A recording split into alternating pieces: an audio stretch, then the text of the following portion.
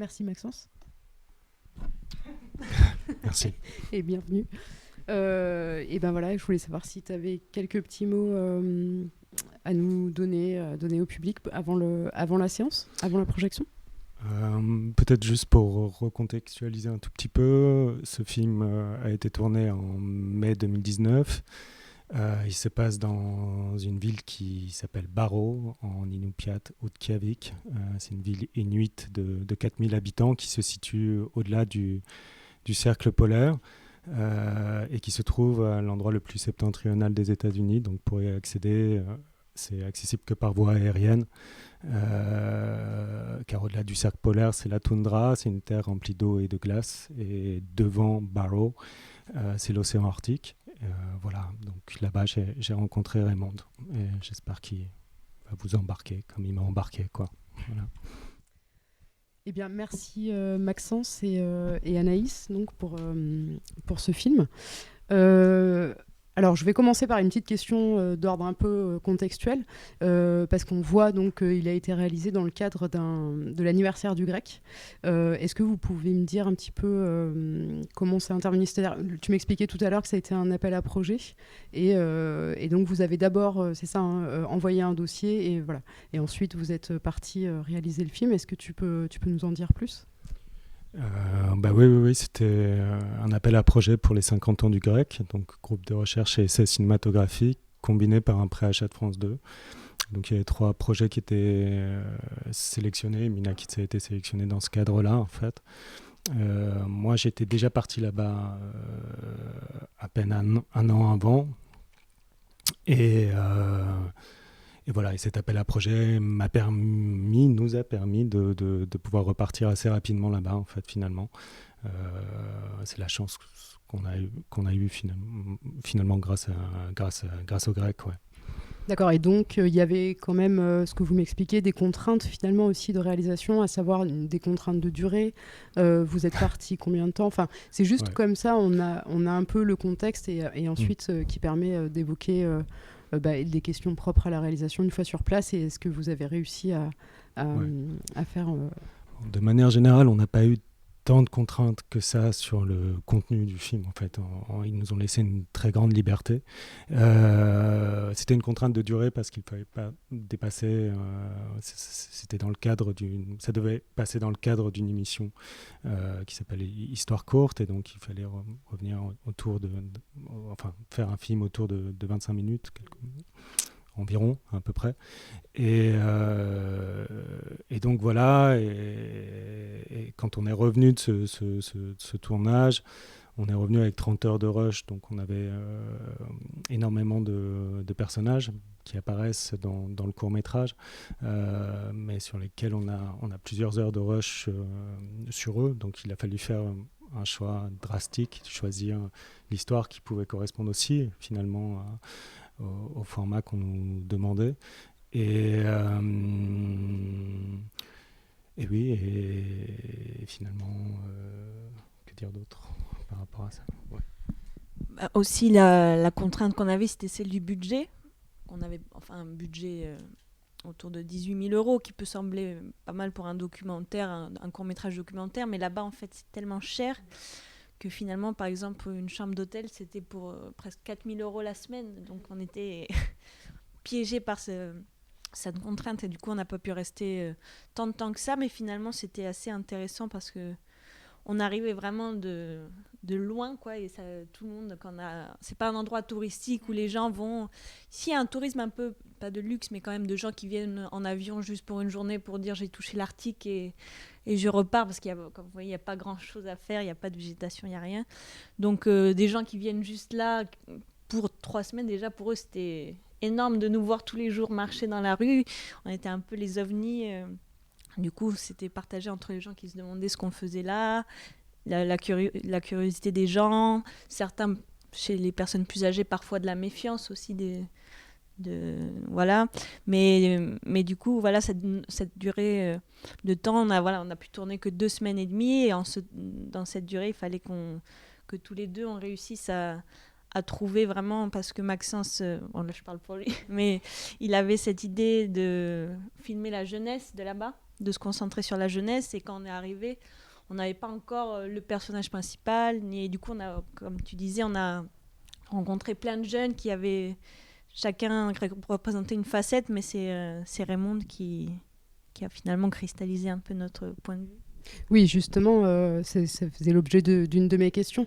Tu me disais que vous aviez justement passé beaucoup d'entretiens, essayé de rencontrer beaucoup de jeunes. Et donc ma question, c'était en quoi Raymond vous a semblé ou t'a semblé en fait représenter ce que tu venais toucher justement de cette jeunesse qu'on sent en fait entre l'emprisonnement un peu aussi, l'ennui de plus... mais ça, ça fera l'objet d'une note de mes questions, mais... Comment Raymond vous a paru représenter finalement ça? Ouais. Alors on n'a pas passé d'entretien. Raymond est apparu comme ça au bout de... Enfin, il est apparu parce on s'est mis en mouvement. Quand on est arrivé à Outkiavik, c'était radicalement différent de ce que de mon premier voyage en fait. Parce que quand j'y suis allé une première fois, c'était fin juillet. Et donc la neige avait fondu, la pollution était apparente, mais là il y avait encore de la glace, c'était fin mai, beaucoup de neige, donc ça changeait radicalement déjà le paysage, ça déplaçait l'objet que j'avais pu me mettre en tête, ou un peu la dramaturgie que j'avais en tête, etc. Et tant mieux finalement en fait. Dès le départ, ça nous a bousculé. On s'est mis en mouvement tout de suite. On se levait assez tôt. On déambulait beaucoup jusqu'à minuit, 1h du matin, dans cette lumière diffuse du solstice d'été où il fait, où la nuit ne tombe jamais, quoi.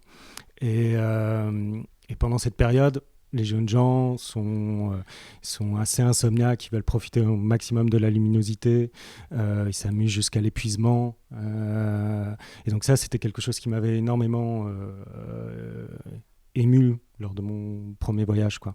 Ça et le lieu qui cristallisait pas mal, je trouve, de problématiques de notre monde actuel, des problématiques identitaires.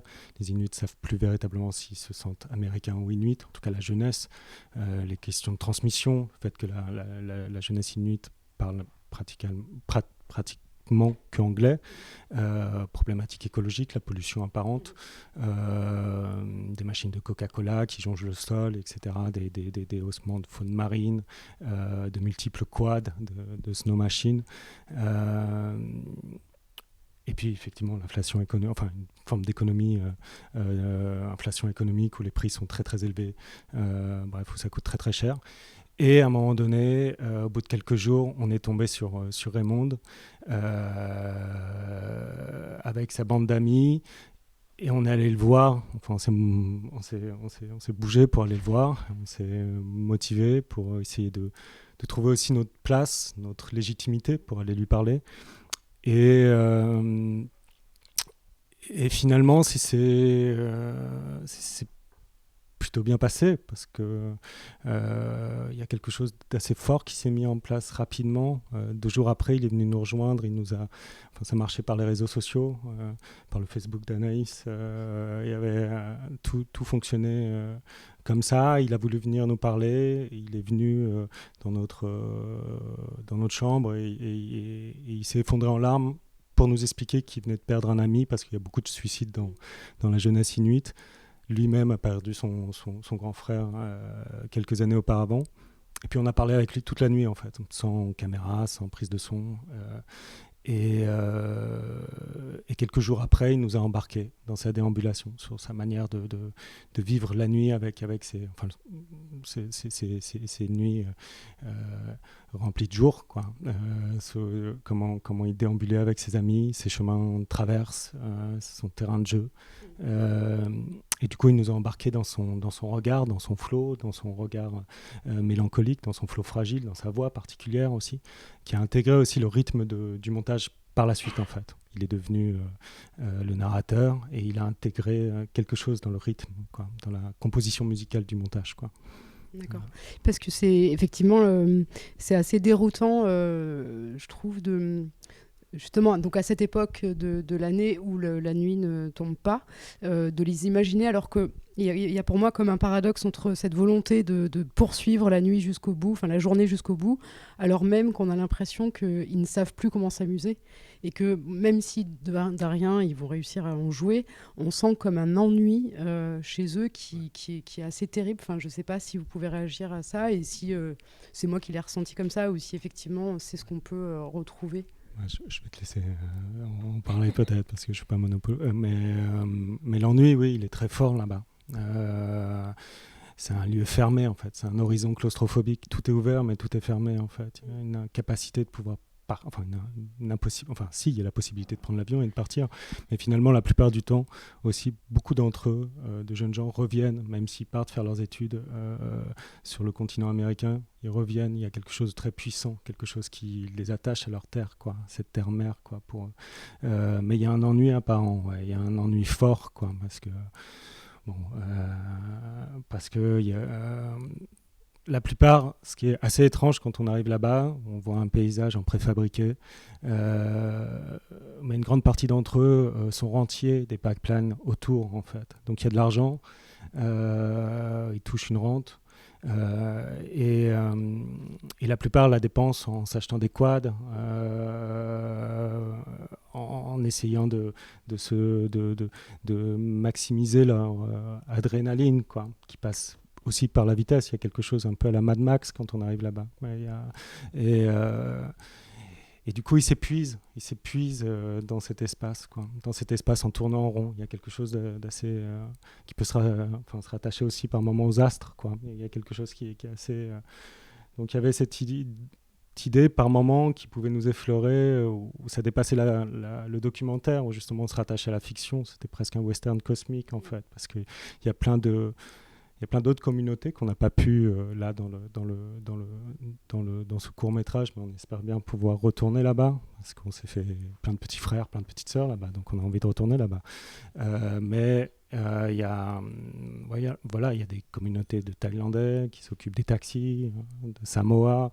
Il y a un Mexicain qui nous a beaucoup aidé d'ailleurs aussi. Il y a les expats américains qui viennent là tous pour se faire de l'argent, quoi, aussi. Du coup, il y a un entrelacement, il y a un flow entre tous ces groupes qui est assez étrange. Tout le monde ne se mélange pas tant que ça non plus, en fait, quoi. Voilà. Et par rapport justement à tout ce que tu soulèves et la question qui vous occupait pour le projet, je me demandais justement à l'image comment vous êtes... Comment vous êtes coordonnés pour travailler à ce qu'on ressent de ça, ou par exemple, je pense notamment à la dernière scène, la dernière séquence, on peut dire plutôt autour du bateau, qui me semble hyper symbolique, où on a l'impression qu'on les voit naufrager et qu'on les a laissés pour compte là sur leur terre. Enfin, moi, je sais pas, j'ai trouvé ces images complètement bluffantes. Et où à la fois ça devient comme un parc à jeux, et en même temps c'est très révélateur par rapport à la notion d'empêchement. Comment, je sais pas, à l'image, tu as eu envie de montrer cet espace et de... C'est vrai que nous on est arrivés là-bas, comme je disais, Maxence il était déjà allé, mais moi j'étais jamais allée, donc en amont il y avait une webcam là-bas placée en haut d'un bâtiment qui donnait sur une petite portion de la ville et sur l'Arctique. Et donc je suivais un peu, je regardais les mois, à quoi ça allait ressembler un peu le paysage, parce qu'en fait il y a une webcam du coup qui, par exemple l'année 2019, il y a une photo par semaine peut-être, ou je sais plus.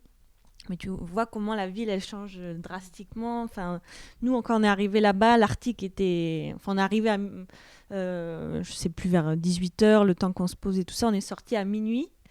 Et c'était le jour total. Et on arrive dans la rue principale qui s'arrête devant l'Arctique. Et tout était gelé, et tout blanc. C'est une des vues les plus incroyables que j'ai jamais vues. Et quand on est reparti, la glace sur l'Arctique était presque fondue, quoi. Donc ça, surtout aussi avec ces questions écologiques où ils nous racontent que là-bas il y a une grosse présence de la pêche à la baleine et tous les ans ça se décale, la neige fond de plus en plus vite, donc il y a tout ça. Mais c'est vrai qu'au niveau de la technique, vu qu'on n'était que tous les deux, Maxence faisait le son et moi l'image, voilà, on suivait. En fait, ils sont toujours en mouvement, toujours les jeunes. Enfin, ils s'arrêtent jamais. Ils marchent ou ils sont sur leur quad. Enfin, en fait, ils peuvent pas se poser. Déjà, il fait froid, donc tu te poses rarement. Et donc, nous, on a très vite adopté ce mode de fonctionnement. On marchait. Sakalou, qui est l'apparition comme ça, c'est un des seuls jeunes qui est très rattaché à la culture, qui a décidé de s'habiller tous les jours en habits traditionnels. Lui, on l'a fait nous parler, comme ça on a fait des trajets avec lui où il marche. Et par moments, il marche dans la glace, il s'enfonce jusqu'aux genoux et on le suivait. Et lui, c'est comme s'il s'en rendait même pas compte, mais nous, on était derrière, comme ça, à essayer de suivre ce rythme. C'est inexorable, quoi. Ils marchent même s'ils sont jusque-là ils s'amusent dans la boue, ils s'enfoncent, ils sont dans un truc. Donc c'est vrai que pour nous, c'était aussi... Après, au bout d'un moment, on se rendait même plus compte que en fait oui, tu prends l'habitude. En plus là-bas il n'y a pas beaucoup de lieux pour se poser. Il y a la bibliothèque et le supermarché, sinon il n'y a rien. Donc c'est vrai qu'on était toujours en mouvement et avec eux. Après c'était assez chouette parce que du coup voilà, on s'est dit bon, il y a le quad, et nous on n'a pas de véhicule, on est arrivé un peu comme ça, on a fait des contacts par Facebook mais très peu. Et du coup on s'est fait aider de plein de gens. Il y avait le directeur de la supérette qu'on voit au début qui nous a prêté sa voiture comme ça. Il nous a donné les clés, il nous a rien demandé. S'est retrouvé avec un 4x4 tout d'un coup. Donc on a pu faire des plans avec eux et puis après avec les quads, on s'est organisé avec eux. Ça leur faisait vachement plaisir de tout d'un coup se mettre en scène aussi pour eux, de suivre en quad, qu'on soit filmé Ils faisaient leurs démonstrations et tout, ils étaient vachement contents et du coup ça nous a permis aussi d'un peu rentrer dans leur jeu ensemble et tout ça, et on passait beaucoup de temps à jouer. Enfin, leur jeu, ils ont entre 13 et 20 et quelques, 23, 24, et ils sont toujours dans le jeu, donc on a passé vraiment... Là, quand ils jouent dans la glace, dans le bateau, il était 1h du matin. Nous-mêmes, on se rendait plus compte, on savait plus... en fait, la lumière était toujours la même, donc... parce que Maxence, quand il était allé l'année d'avant, c'était des aubes et des crépuscules éternels, donc c'était une lumière magnifique. Et nous, quand on est arrivé, c'était la grisaille totale, quoi, n'importe quelle heure. Donc c'était moins cinématographique, mais du coup, ça donnait aussi cet aspect, cette chape de plomb, un truc.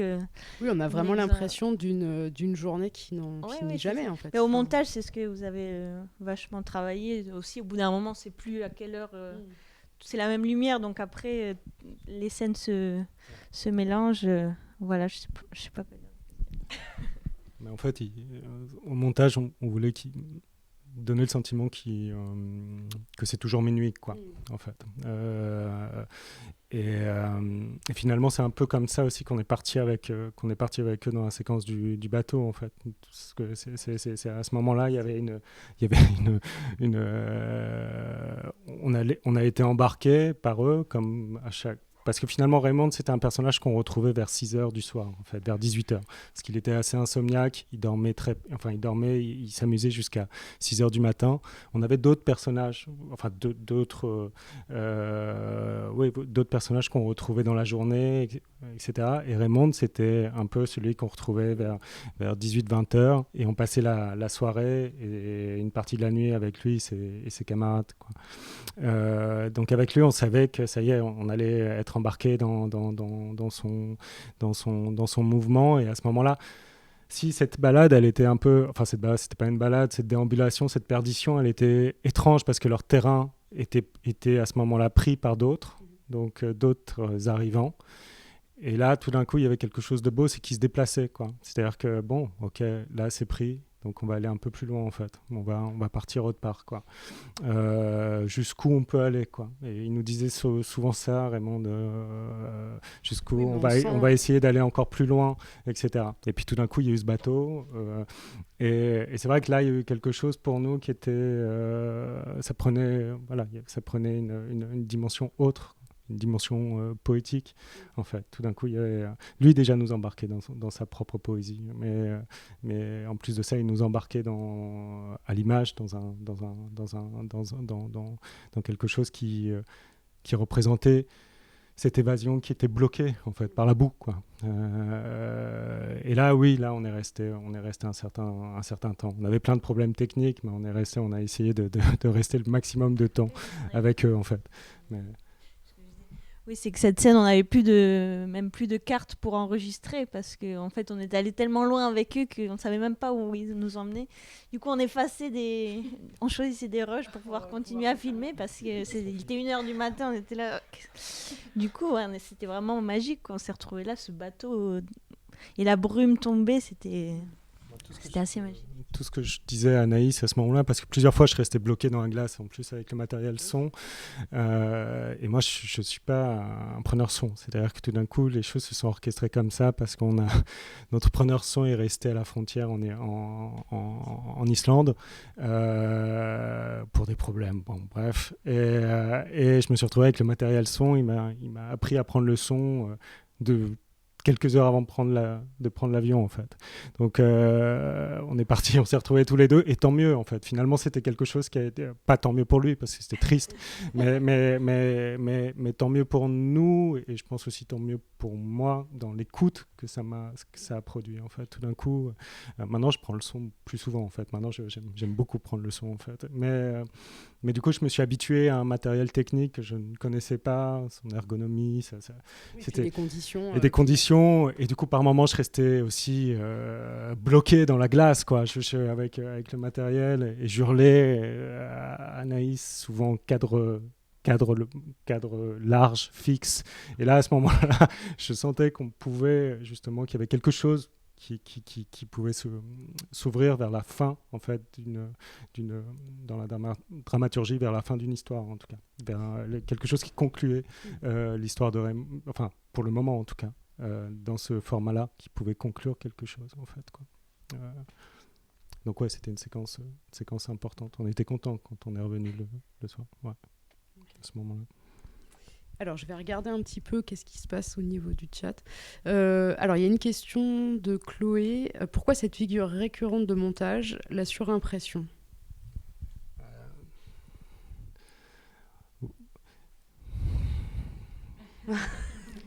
Merci Chloé. Merci Chloé pour cette question. Effectivement, il y a quelque chose qui est un rythme... qui me semblait toujours être proche du rêve, en fait. Et du coup, dans la manière même, j'ai l'impression que c'est une longue déambulation, comme un rêve sans fin, où on ne trouve pas véritablement les personnages, parce qu'il y a d'autres personnages, on ne trouve pas forcément les liens tout le temps, en fait, mais il y a des apparitions comme ça. Et je crois qu'en plus, il me semble que ça a accentué aussi ce côté ténu qu'on avait envie de garder en lien avec la musique des Pénélope, la composition des Pénélope, qui est un groupe avec lequel j'ai l'habitude de travailler sur des projets de fiction, parce que c'est mon premier documentaire, mais principalement je fais des projets de fiction, et je travaille beaucoup avec eux. Et leur musique me semblait aussi orchestrer quelque chose où la surimpression me semblait nécessaire. Idem avec la voix de Raymond, son rythme, son articulation, sa fragilité. Il y avait quelque chose de très doux, en fait, chez lui, qui une dépression latente peut-être aussi, sa mélancolie qui, à mes yeux, correspondait à la surimpression plus qu'à un montage plus cut ou à créer des effets de montage qui créent une forme de tension. J'ai l'impression qu'on orchestrait un rêve, en fait, quoi, dans ce lieu, qu'on avait du mal à identifier. Mais juste pour revenir très rapidement sur l'ennui tout à l'heure. C'est aussi ce qui est lors du premier voyage. Ce qui m'avait beaucoup marqué, c'est que c'est un lieu au-delà du cercle polaire, et j'avais pu travailler avant dans des ateliers à Clichy-sous-Bois avec des jeunes gens pour faire des films avec eux. Et c'est eux qui faisaient des films. Et dans cet accompagnement, il y avait quelque chose que je retrouvais, en fait. C'est-à-dire qu'au-delà du cercle polaire, c'est un peu comme au-delà du cercle périphérique, en fait, quoi. Il y a une population délaissée, une jeunesse qui s'interroge, une jeunesse aussi par moments qui peut s'ennuyer. Et il y avait ce lien qui était très fort. En fait, à Barrow, il y a quelque chose de très urbain aussi, en fait. C'est loin du romantisme de tout ce qu'on peut s'imaginer sur les Inuits, oui, en c'est fait, ça. aussi. Je me demandais justement si c'était une intention de réalisation aussi, parce qu'on le voit bien, ne serait-ce qu'aussi par les détails aussi que vous avez attachés à montrer de la pollution, en fait. Enfin, c'est vrai que nous, d'ici, on imagine des grands espaces très préservés, voilà, et que justement la population tend à préserver, alors qu'en fait, peut-être que c'est absolument pas la réalité, c'est pas grave, mais enfin voilà, en tout cas, j'ai l'impression que vous êtes aussi un peu attaché à montrer ça. Bah oui, non, enfin, quand on arrive là-bas, moi, en fait, c'est une culture de la chasse encore très présente qu'on veut arrêter grâce à l'implantation d'un gros supermarché, mais bon, c'est quand même un peuple de chasseurs et de baleiniers. Donc il y a, chez les gens devant leur maison, il y a toutes les carcasses de baleines, d'animaux. Ça peut paraître violent comme ça quand on ne connaît pas, mais finalement c'est le côté un peu plus humain de cet endroit, parce que sinon c'est vrai que il y a beaucoup, comme tu disais, de carcasses de voitures, de quads, de distributeurs de boissons. Tout est un peu... en plus, quand la neige fond, c'est caché pendant tout l'hiver. Et là, comme ça fond, il y a tout qui se révèle. Tous les déchets qui étaient un peu enfouis sous la glace. Ça marque énormément. Ouais. Effectivement, il y a ça. Il y a... Ouais, là-bas, les baleiniers sont des héros, quoi. C'est-à-dire, ils se sont battus pour avoir un quota pour la chasse à la baleine. Ils ont un quota, je crois que c'est entre eux, ils peuvent chasser 10 à 15 baleines. Ça a été une véritable lutte, en fait. Donc, il y a eu des politiques agressives, écologiques, qui ont été contre cette chasse. Et ils se sont battus pour ce quota-là. Et on sent que c'est dans la découpe de la baleine. Il y a un partage très fort. Il y a rien qui est laissé, rien qui est abandonné. Donc, il y a quelque chose qui est très puissant là-dessus. Et en même temps, ils sont entourés par les pipelines, par l'argent du pétrole, la manière dont on a colonisé l'intérieur de leurs terres. On leur a imposé un supermarché pour en faire des consommateurs et non plus des chasseurs-pêcheurs. Donc Raymond a aussi des stigmates de ça, en fait, de cette politique agressive, en fait,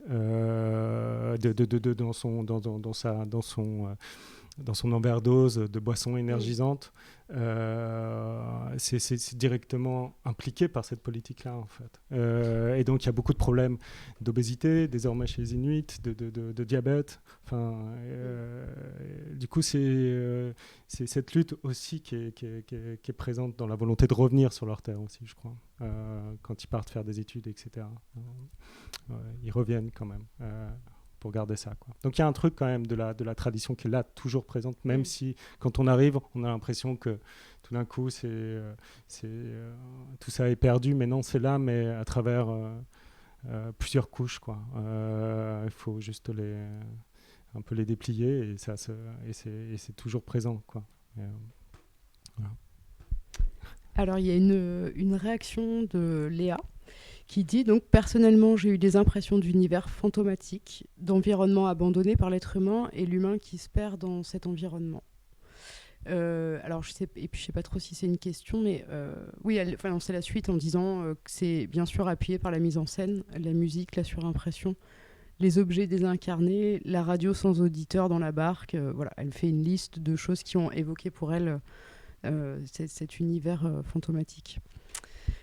Sinon, il y a Bénédicte qui dit aussi que c'est un très beau film. Si vous n'avez pas déjà répondu à cette question, qu'est-ce qui t'a donné envie de filmer ce jour sans fin ? Était-ce un désir avant tout esthétique, géographique, poétique, les trois ? Bon, j'ai l'impression qu'on a déjà un peu abordé, mais si, je ne sais pas si toi, Anaïs, ou si t'en... Qu'est-ce que je voulais dire ? Bah non, mais je sais, par exemple, Maxence a présenté le film au Baumette et c'est vrai que ça les a beaucoup interpellés. Ils n'arrivaient pas à se dire que c'était possible qu'il y ait ce jour sans fin. Et c'est vrai que c'est quelque chose qui change complètement ta manière de vivre la vie. Même pour nous, on se disait, bon, on vient d'un pays très bien réglé. Enfin, voilà. Et en fait, très rapidement, ça te rend dans un état second. Et c'est vrai que ça... même dans notre manière de déambuler là-bas, on se faisait contaminer par cet état un peu insomniaque, à demi éveillé. Et après, quand on est revenu, en fait, le choc le plus important, ça a été le retour en France. La première nuit, quand on allait vivre la première nuit, ça a été un truc... on était tellement fatigués qu'on s'est endormi avant le coucher du soleil en France, mais je me suis réveillée dans la nuit, j'ai vu la nuit. Ça m'a fait une impression... En fait, on se fait vite happer par ce mode de vie et cette insomnie et cette ritournelle de déambuler. Et en fait, on comprend aussi à quel point ces jeunes, ils sont à la fois désœuvrés, mais à la fois, ils sont absorbés par ce mode de vie. Et aussi, on pensait à l'hiver, où c'est le contraire, où c'est la nuit totale, comme on a pu voir dans le film d'une camarade du festival, qui, elle, c'était la nuit tout le temps. On n'a pas connu ça, mais on s'imagine aussi à quel point ça renverse les réseaux, où là, c'est le moment de peut-être plus du recueillement de la parole de la famille, alors que là, c'est vraiment le moment de la jeunesse et de la libération. Et il y a ces deux facettes de cette ville qui sont assez fortes. On aimerait bien y retourner dans cet autre versant pour voir ça. Oui, mais c'est vrai que personnellement, moi j'ai beaucoup de mal à imaginer qu'on m'enlève la nuit, parce que je sais pas, j'ai l'impression que c'est comme un temps de repos nécessaire où enfin je peux me retirer et décider aussi de comment dire, digérer un peu ce qui est vécu dans la journée. On arrête de penser, et en fait c'est ça que je retrouve dans le film. Quand je parlais tout à l'heure de contrarier l'ennui, c'est parce que j'ai l'impression, justement avec les quads et tout ça, comme si en fait du coup il n'arrêtait jamais de réfléchir en permanence, parce que justement la nuit ne vient pas pour arrêter ça, quoi. Ouais. Oui, c'est ça, l'épuisement, quoi. C'est jusqu'à l'épuisement, quoi. Enfin bon, on se répète un peu, mais il y a constamment cette mise en mouvement. Effectivement, moi, la première fois que j'ai voulu aller là-bas, pour répondre un tout petit peu quand même, pour préciser un peu la question, c'était... je pense une volonté de mettre un pied de côté à un moment donné. Et puis j'ai eu l'opportunité, j'ai gagné un peu d'argent à ce moment-là, j'ai pu me payer ce voyage qui coûte quand même un peu cher. Et ça m'intéressait d'aller voir un peu à quoi pouvait ressembler le bout du bout d'un État-monde comme les États-Unis aussi. Et Barrow, c'est véritablement cet endroit le plus septentrional. Après, il n'y a plus rien de cet État. Et ça ressemble, il y a une véritable, une vision un peu apocalyptique quand on arrive là-bas. Et du coup, on retrouve quand même pas mal de choses de tout. Et ça, c'était important à ce moment-là, parce que ce lieu, à mes yeux, rien que d'y être, il est déjà politique, il a une charge politique forte, quoi. Et pourquoi on est parti à écrire, tout d'un coup, pourquoi cet objet s'est dessiné à travers le regard de Raymond, et pourquoi l'esthétique, elle est passée à travers. J'y suis pas allé en me disant je vais faire un film hyper esthétique. Non, c'est tout d'un coup l'esthétisme, elle est venue avec le regard de Raymond, en fait, quoi. Avec sa voix, avec la manière dont il nous a embarqués. Après, nous, on a beaucoup tourné. On a pris beaucoup de matière parce qu'on était aussi dans une angoisse forte, quoi. Donc on avait besoin de tourner, quoi. Même quand on avait, entre guillemets, rien à tourner, mais en fait on n'a jamais rien à tourner. On avait toujours des choses finalement à tourner dans tout ce qui nous a... Mais lui a introduit la poétique, vraiment. La poésie et le côté aussi fantomatique de et sa fragilité, quoi. Donc c'est comme même ça. Même le ton de sa voix, mais t'en parlais tout à l'heure déjà. Et je sais pas, alors là sur le chat, j'ai l'impression qu'il n'y a plus de questions. Est-ce que quelqu'un dans la salle a une question ou pas? Ouais, vas-y. Paul?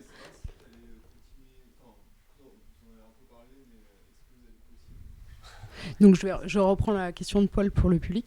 Donc Paul demande en fait si vous comptez, vous comptez repartir tourner là-bas, parce que c'est vrai que quand on vous a entendu écouter, vous avez évoqué vous avez l'air de vous être aussi bien renseigné sur la situation en fait sur place, et donc ça donne plein d'envies de films différentes. Est-ce que vous avez l'intention de repartir, et sur quoi ce serait ce nouveau départ? Oui, merci Paul pour cette question, parce qu'effectivement on aimerait bien retourner là-bas. Parce que oui, effectivement, on est revenu avec 30 heures de rush, on a eu pas mal de personnages pendant le solstice d'été, mais il y a toute une vie, toute une organisation qui est radicalement différente en fait, en hiver aussi. Il y a plein de questionnements qu'on n'a pas pu aborder dans ce court-métrage. Tout ce qu'on a pu... effectivement, il y a plein de choses qui sont en hors-champ. Et c'était dur, frustrant de ne pas les prendre, quoi, parce que ça pouvait... Enfin, on ne pouvait pas tout mettre en 23 minutes dans ce format-là. Donc ouais, on aimerait bien, déjà parce que c'est important d'y retourner, et parce qu'on a des choses en tête qu'on aimerait explorer encore. Cette fois-ci, par contre, on le co-réaliserait. Voilà. Oui, parce que là, c'était Maxence qui est parti là-bas, mais maintenant qu'on a exploré le lieu ensemble, c'est un lieu incroyable. Voilà, comme tu disais, ça concentre tellement tant de problématiques d'aujourd'hui. C'est comme une loupe, quoi. On a concentré sur 4000 habitants, rien que l'arrivée à l'hôtel où Andrew, celui qui a cet hôtel, il est un Américain blanc qui est venu... pour gagner de l'argent, et finalement il a acheté cet hôtel et maintenant il sait pas pourquoi il l'a acheté, il voudrait repartir mais il est coincé dans cet hôtel, donc il essaie d'être super agréable comme ça, mais en fait il est totalement déprimé, il va tirer dans la glace pour sa rifle therapy, il dit voilà. Il y a plein de personnages comme ça que on a envie de raconter un peu cette ville, quoi, toutes ces communautés et tout ça. Voilà. Écoutez, on espère alors vous revoir vous retrouver sur les écrans de cinéma. Et merci beaucoup en tout cas pour votre présence. Merci pour ce festival en tout cas. Oui, de rien.